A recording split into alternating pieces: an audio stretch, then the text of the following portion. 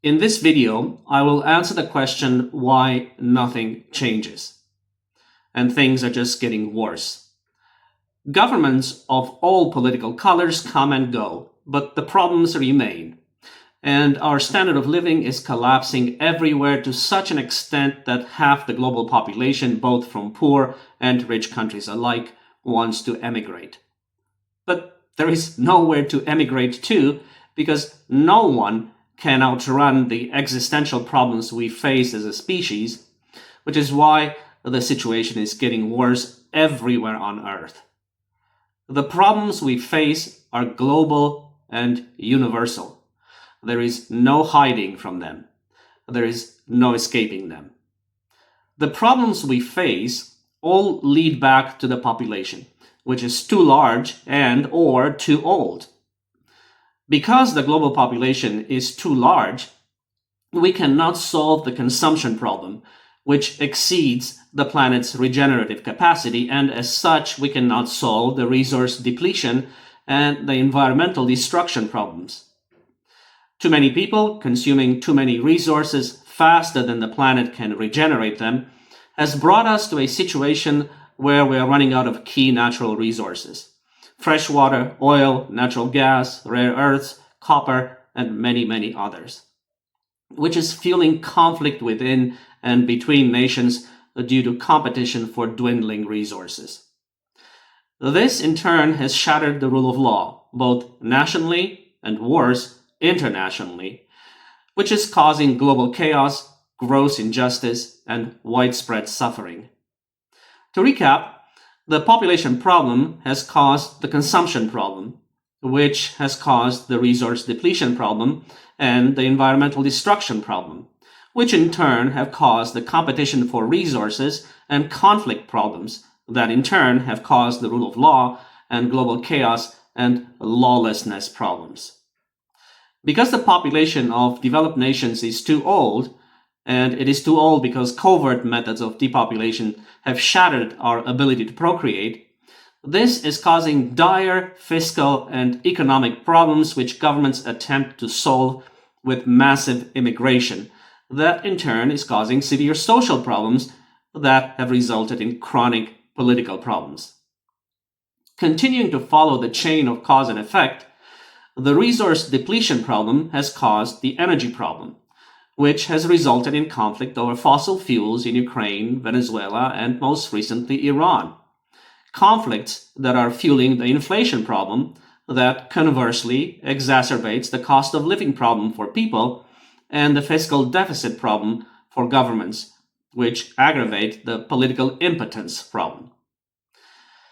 To keep governments and the global economy afloat by printing money and thus borrowing from future generations, the American military-industrial complex under Trump came up with the idea of a hidden tax on the global population, the tariffs.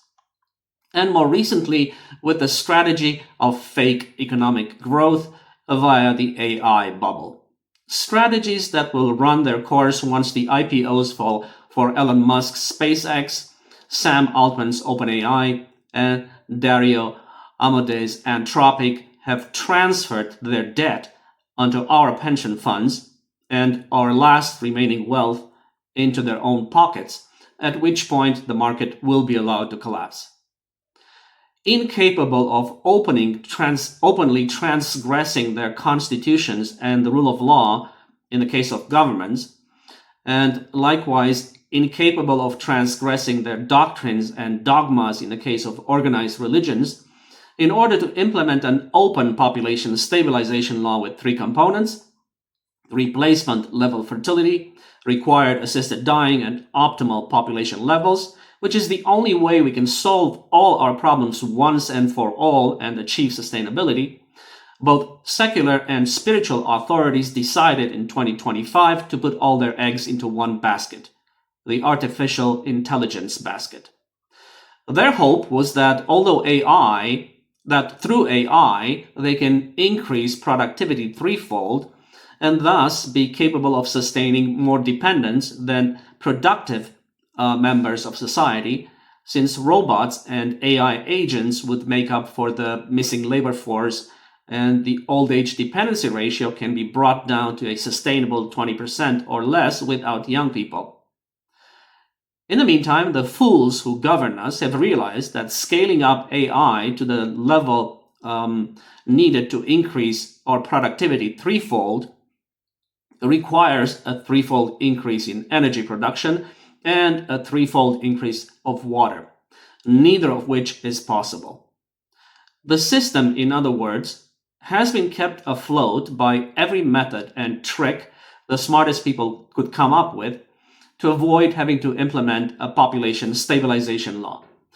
But now that they have run out of ideas and time, they have decided to inflate the AI bubble to such a grotesque extent that when they let it burst, no country can rebuild and a new financial system can be forced down our throats, one based on digital currencies and digital IDs, as that is the only way possible in which governments can limit per capita consumption, mobility, and wages, and in effect lock the entire global population in a digital prison and subject us all to rationing. While rationing can work as a temporary measure for a year or two, it cannot work permanently, since no one will tolerate a miserable way of life for longer than a year or two without light at the end of the tunnel and clear and measurable improvements from month to month. The system of rationing that is about to be imposed on us, however, cannot deliver an improvement without drastically reducing the global population, which is still growing by circa 70 million a year.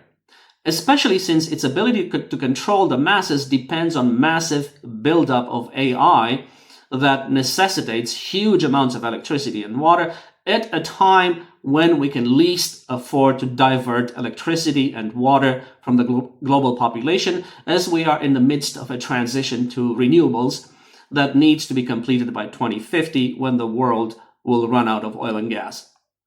The people who govern us politically and spiritually are caught in a prison of their own making and are as devoid of solutions as Joe the plumber. Governments come and go at a faster rate than ever before, and each administration is as impotent as the last. Newly formed political parties that have risen or are rising due to the public's malcontent with the established political parties come to power with lofty promises, but once they are educated on the population problem and given the choice between continuing with covert methods or implementing a population stabilization law, they all soil themselves at the thought of having to tell people the truth and limit births and lifespan, and instead beg the military-industrial complex to continue with covert methods. We have seen this repeated over and over again.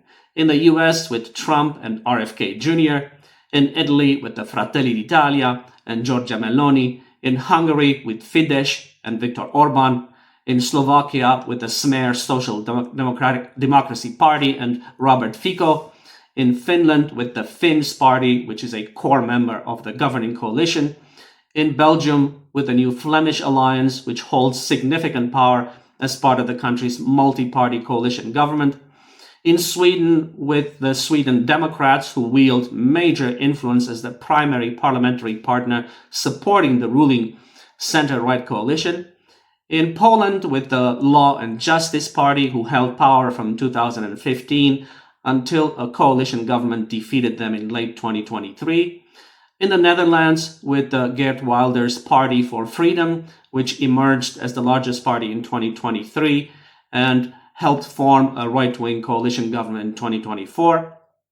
In Argentina with President Javier Milei and the right-wing populist coalition La Libertad Avanza that took office in late 2023.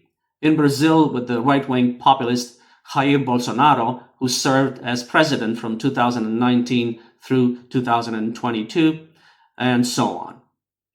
The same impotence we see among the ranks of established political parties in countries where administrations fall nearly as often as Donald Trump changes his mind. In France, 5 prime ministers have stepped down since 2022 due to their inability to reform the pension system. The UK had 3 prime ministers in 2022 alone. In Belgium, Finland, and Italy, on average, governments don't even last a year. Japan is on its 3rd prime minister in 4 years. In South Korea, President Yoon Suk-yeol declared martial law in an attempt to reform the country's failing pension system, only to be impeached and subsequently convicted and imprisoned. And in India, the cockroach Janata Party is growing by leaps and bounds in response to remarks made by the incumbent Chief Justice of India, Surya Kant, with a K-A rather than a C-U, which would have been more fitting, in which he compared unemployed youth to cockroaches and parasites of society, rather than acknowledge that the government has failed to solve the problem of youth unemployment. Man's illusions and delusions are colliding with the planet's material realities. Let me repeat that. Man's illusions and delusions are colliding with the planet's material realities.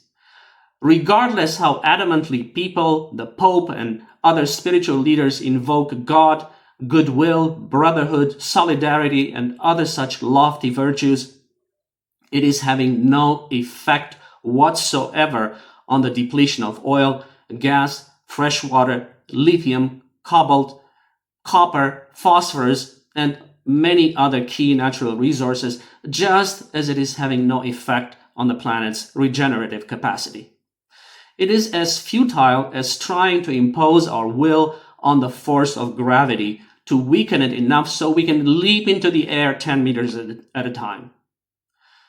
When the social order collapses entirely, and it will, the old will receive no more pensions, the young will have no more jobs, and the mob will fight for the last gallon of petrol, the last bottle of drinking water, and the last bag of rice or flour.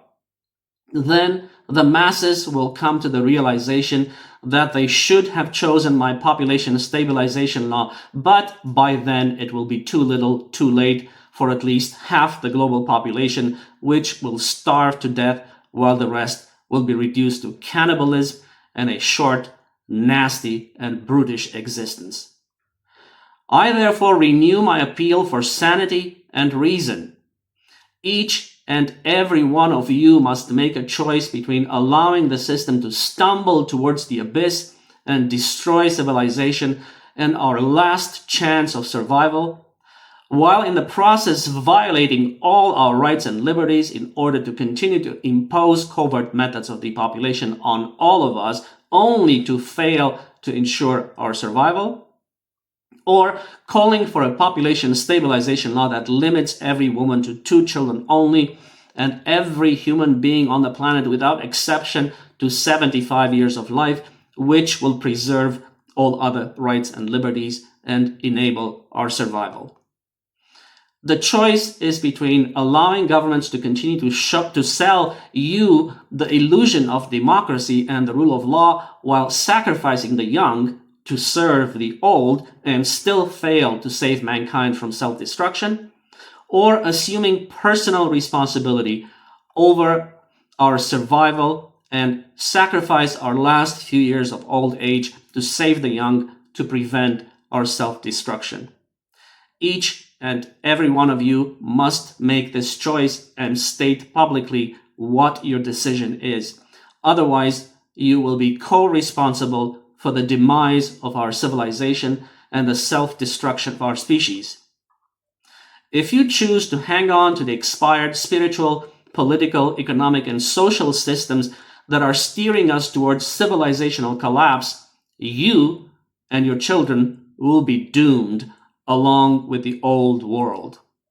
But if you choose to assume personal responsibility and accept a new spiritual, political, economic, and social system, then you and your children will live in a brave new world. Each and every one of you must make this choice and state so publicly. Otherwise, it will be made for you, and you will have no right to complain, irrespective how brutally you will be treated and how miserably you will live and die. You've been warned.